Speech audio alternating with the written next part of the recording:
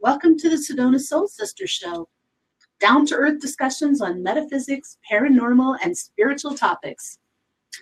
The Sedona Soul Sisters are myself, Roz Reynolds, my business partner, Ivory Lanou, and this is our wonderful new sweet mate, Terri-Ann Russell. And we are very excited to have her joining us here. We have our offices in Sedona, obviously. We're pretty much ensconced in here most of the time. So if you come to town and you would like to come in for a visit, come and see us, please. Absolutely. Today's topic is heart healing. If you have questions or comments on today's topic, you can ask them in the show chat room and we will answer them live on the show. You're also welcome to leave comments there. And with that, we will let Terri-Ann talk about why she thinks heart healing is the key. Okay, so I'm Terri-Ann, as Roz introduced me. I'm so excited to be here and so grateful for both of you to have come into my life. I have to say that first. So heart healing. For me, I really found that the heart carries so much connection from your lower chakras and your top chakras. Right? If the heart is out of whack, it's like the bottom really can't function well, or the top can't function well. So it's that connection between spirit and body. So what I found with working with most of my clients is that a lot of them have heart chakra issues. They need heart healing. We've all had circumstances in our life, trauma, this life and past life stuff, right? That we carry, and we carry it in that cellular part of our body. And the heart really houses a lot of that trauma and that pain. We were talking earlier, maybe half an hour ago, about how many clients are coming in, I think to all three of us, where you just feel the pain that they carry in that heart chakra, which is, as we were talking earlier, it can be grief, betrayal, anything painful that you've experienced in your life. You know, you can store that all there until it affects you physically. Yes. And it really, I mean, it actually creates a blockage that is part of, you know, your whole auric field, your the toroidal field of your aura, but it also, it's so much a physical effect too. And, you know, I've met so many people over the years that mysteriously suddenly have heart disease. Yes. And then what we find out is that things happened decades ago, and it's still there. They're still holding that pain and that trauma. So, you know, open kind of the idea within your head that we're pretty much trained here in the U.S. for a long time that, you know, everything is about the Western medicine and physical medicine in terms of medications and everything. We're a mind, body, soul being. So it goes to figure, it has to reason, you know, that whatever goes on in the heart and in our lifetimes, and as you pointed out, previous lifetimes, that stuff is still stored there. So clearing that is a huge window for healing. And I think people don't realize that emotion carries so much effect on our physical body, as you were saying. Resentment, anger, grief, all of that. If you've ever felt like anger for somebody, your body tenses up, right? And you're like, you can just feel it building up in your body and you start to shake. And that's the visceral effect of it. And that's just a little bit of anger. And never mind if it's full-blown trauma. Exactly. And sometimes people have gone through, since childhood, if they had a lot of abuse, neglect in childhood, bullying in school, and they never got counseling for that. They never did any kind of work on themselves spiritually to release that. For me, that just feels like this really hard, painful ball. Like I mentioned to Terri-Ann, it feels like to me when I feel that in another person, like what it feels like if you just found out somebody you really love died.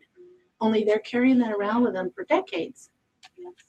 So what do you do about that? There's a lot you can do, actually. One thing that I really like to do that we talked about also is energy healing. Energy healing is really great because it removes a lot of that stuff.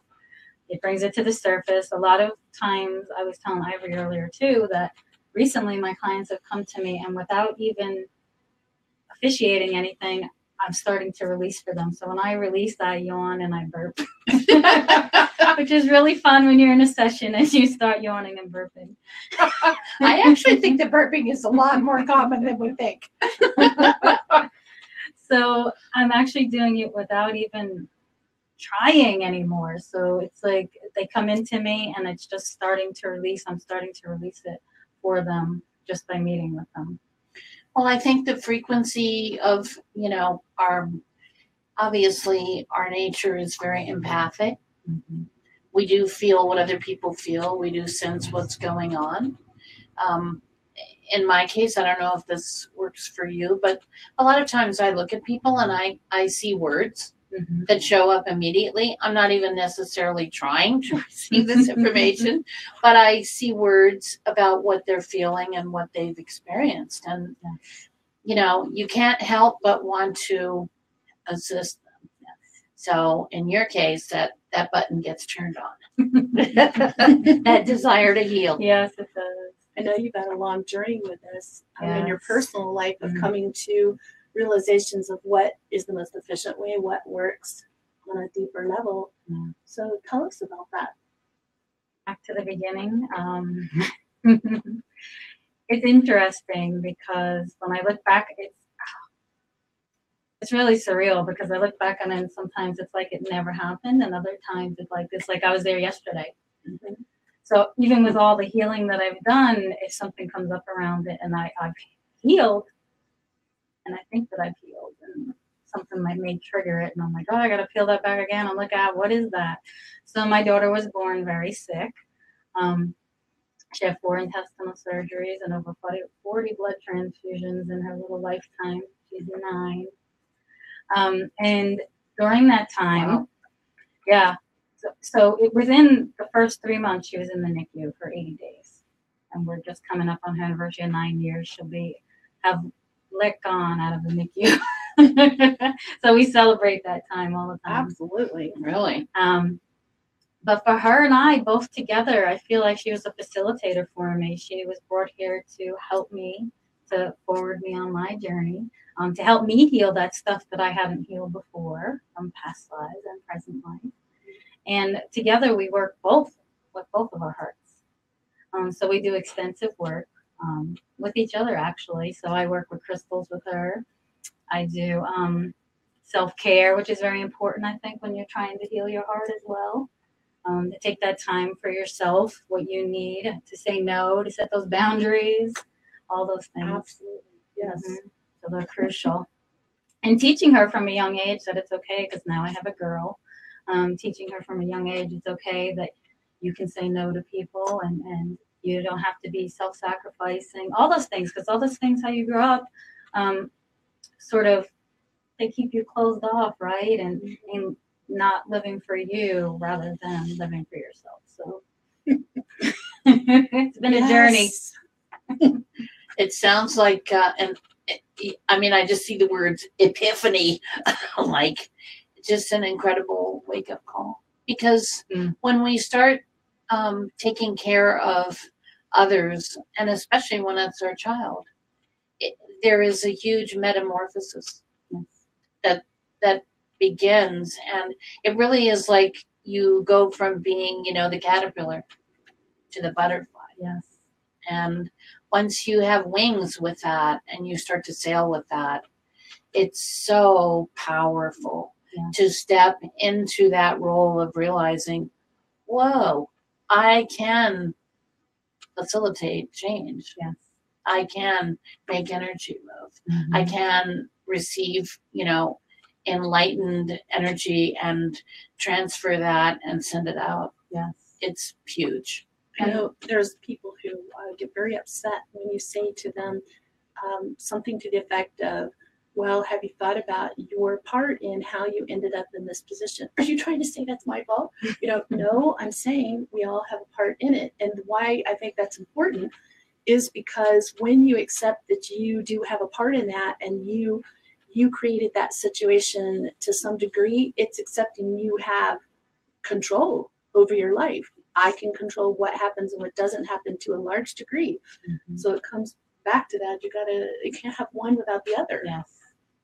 Well, and I think people begin to realize, I always say this to people and they kind of look at me, like, what?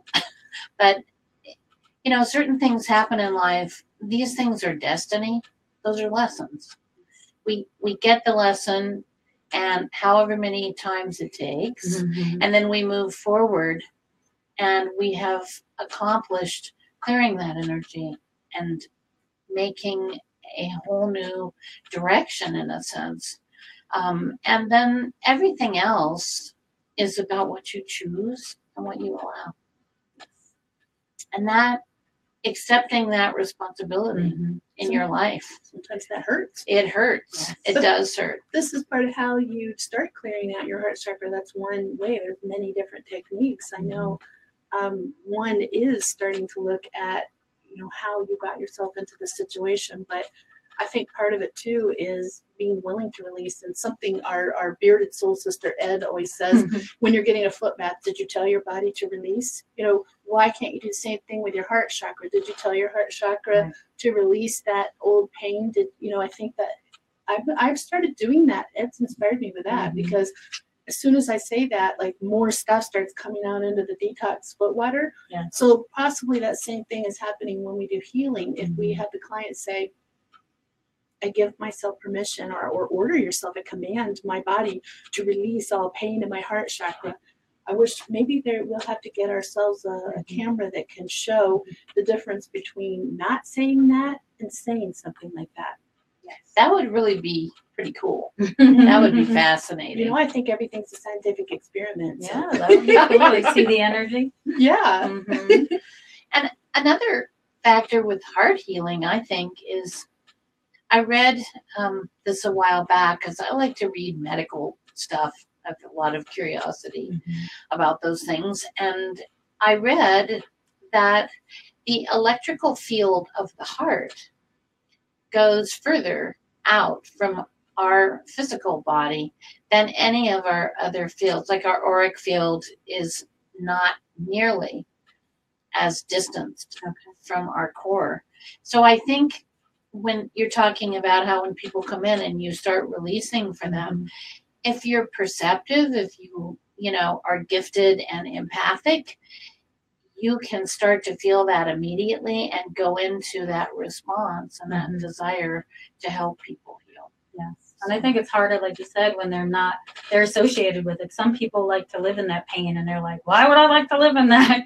Because that's all they know. They've been sick their whole life, or they've been in this abusive relationship and they're afraid to leave because that's all they've known.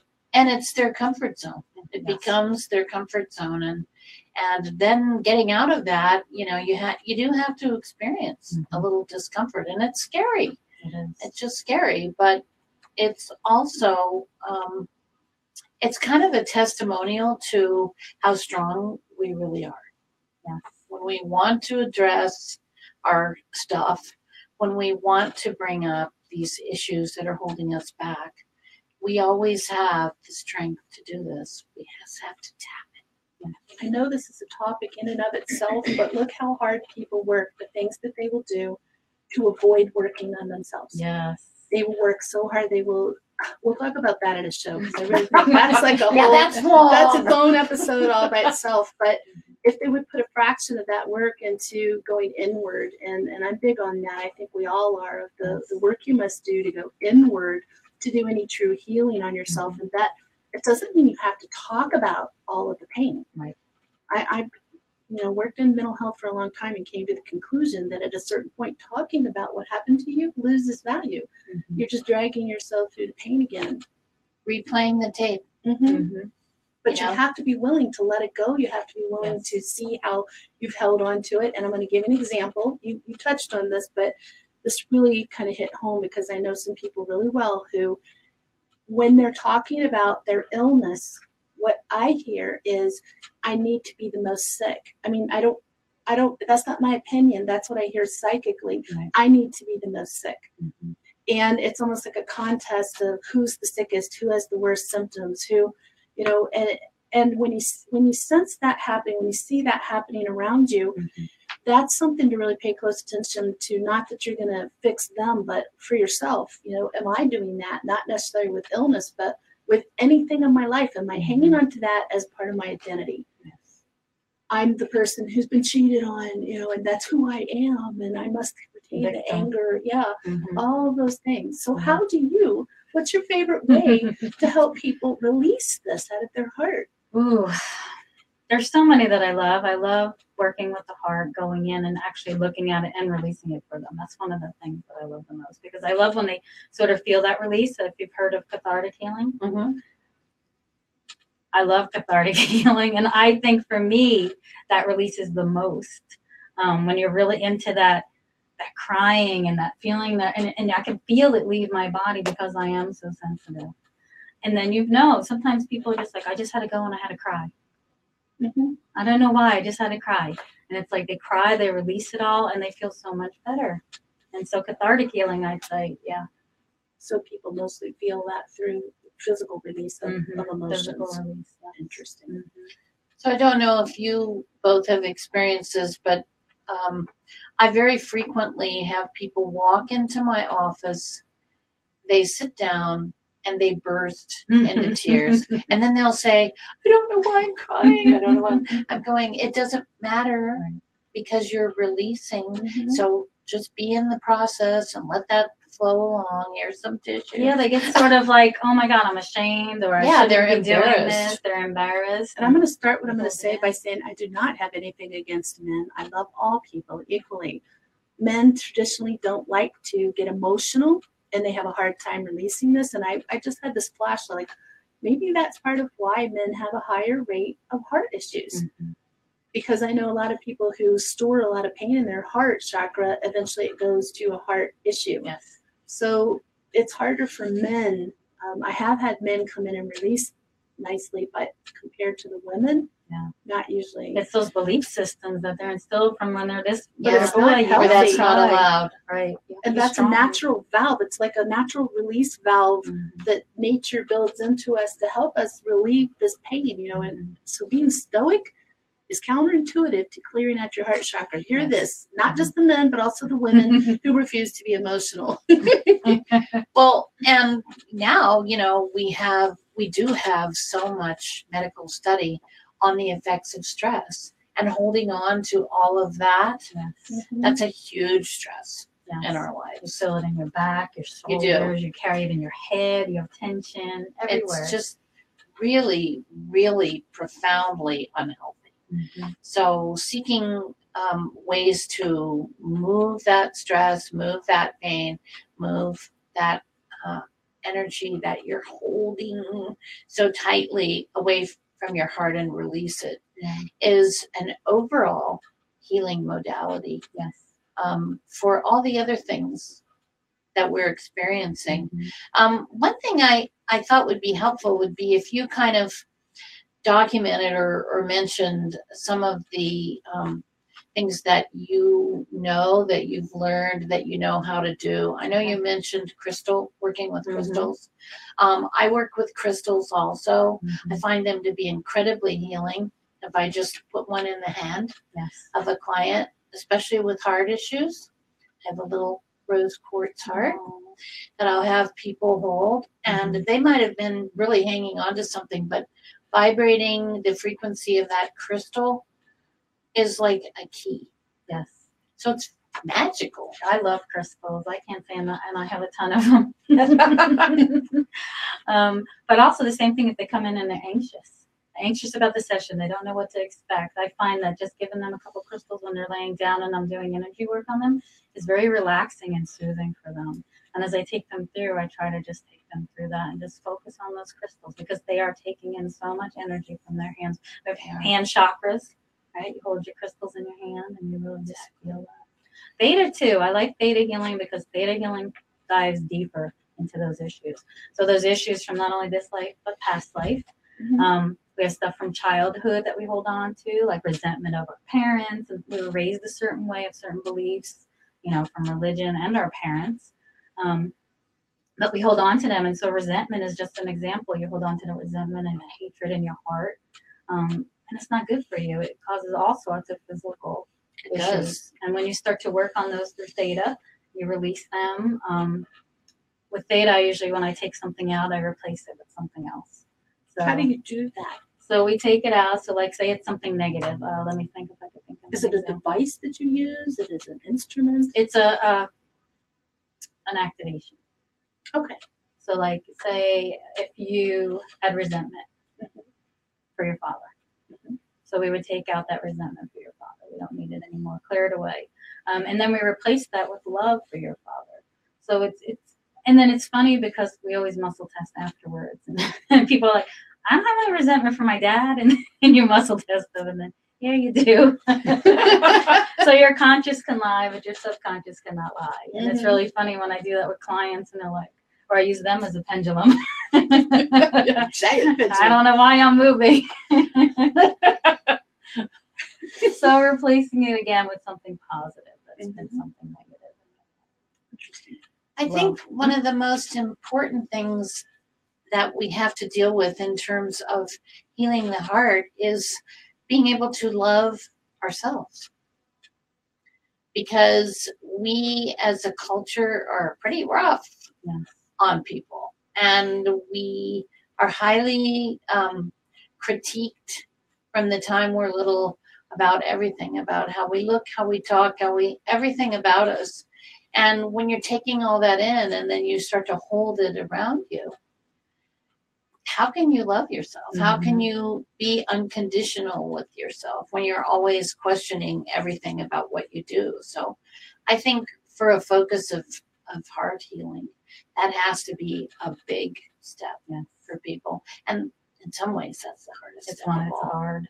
It is. I have little assignments I give clients sometimes about like putting lotion on your body, things I learned decades ago working in mental health. Starting on your face, putting lotion on your face. I love my face. I love my neck. I love my shoulders, all the way down your body every single day. And some people sob when they do this because it's so not true right now. It's like an affirmation head to toe you do physically. And it's sad. It's sad. Some have never experienced unconditional love either, and so they don't know what it feels like. And now they're like, you're telling them I love myself, and they're like, oh my gosh. Yeah, every part of you, no matter what. And you know, coming back to this, like at the very beginning, you were talking about how when the heart chakra is blocked, like nothing can flow, you know, the upper to the lower. And think about that too. So many people desperately want love in their life. They've never had it. They've never found the love they want, or it just never works out. A lot of times their heart chakra is very thoroughly blocked. Yes. And I think it affects your energy you put out too. There's another whole show. To look outside of us though for it. That's the biggest thing, like you're saying, especially when you're young. We're taught we need another piece of us to make us whole. And when we finally come to that realization that we're whole already. Yeah, you're looking for another whole person to join your whole person and be two whole people. That's a whole nother way to look at it, isn't it? We have a lot of topics coming. We do. We keep going. Well, that's another topic. But it is sometimes you can't just thoroughly address these big, deep topics, you know, that have been going on for so long. But any other techniques that you use that you like to help people clear their heart chakra? There's something I really believe in, chanting. The sound vibration, moving that sound through your body also releases just like energy healing would. So chanting in the bath or especially for the heart chakra and the throat chakra, I think both of those chakras, I find chanting to be very effective. So like, I don't know, like so is it chanting or is it singing in a particular note and a particular vowel? I don't think so. I think it's just like you can chant or whatever feels good to you. It's interesting. I really agree with that. But I know, like, for myself, from the time I was really little, I was singing.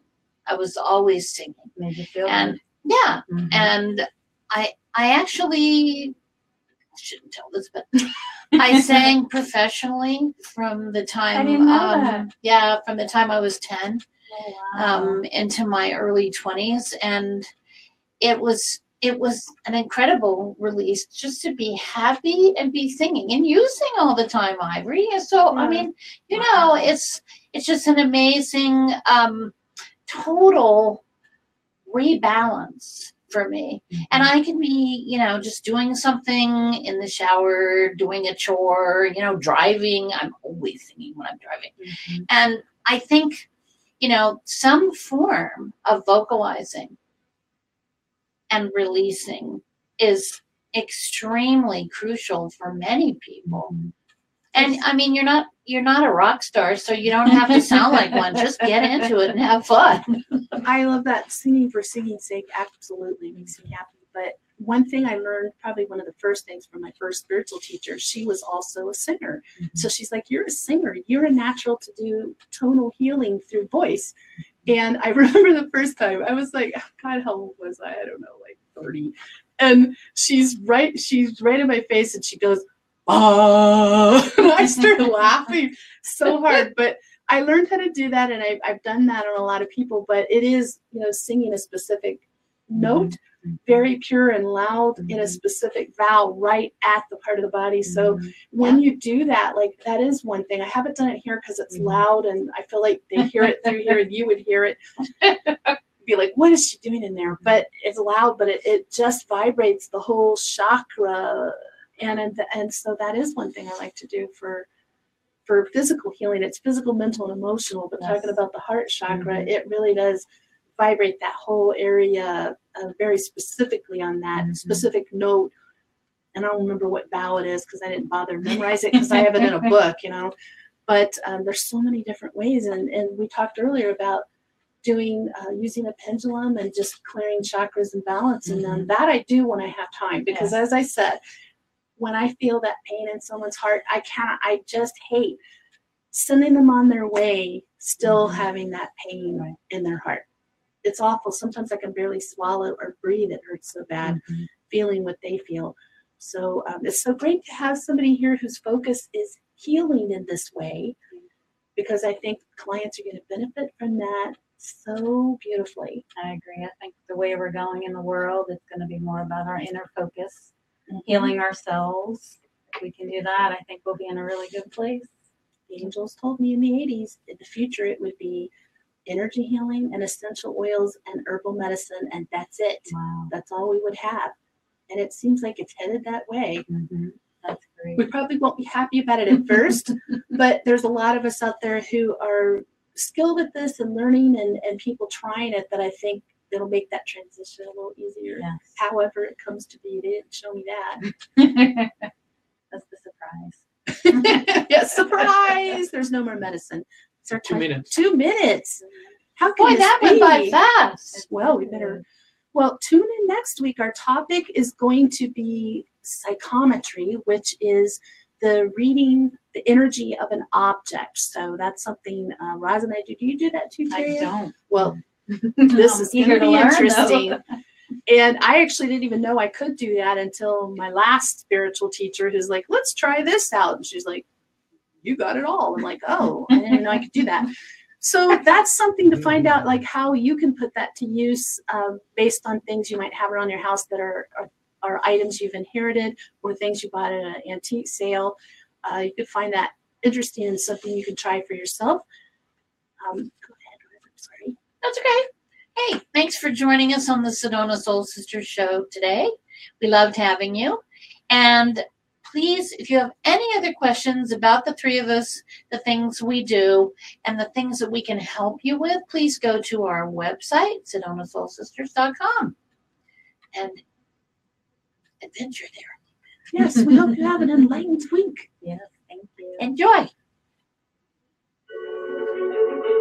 I wasn't going to do that this time. I shall be flogged with 3 lightnings.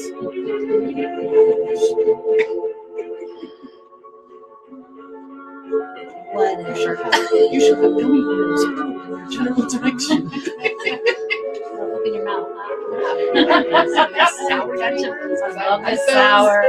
Me too.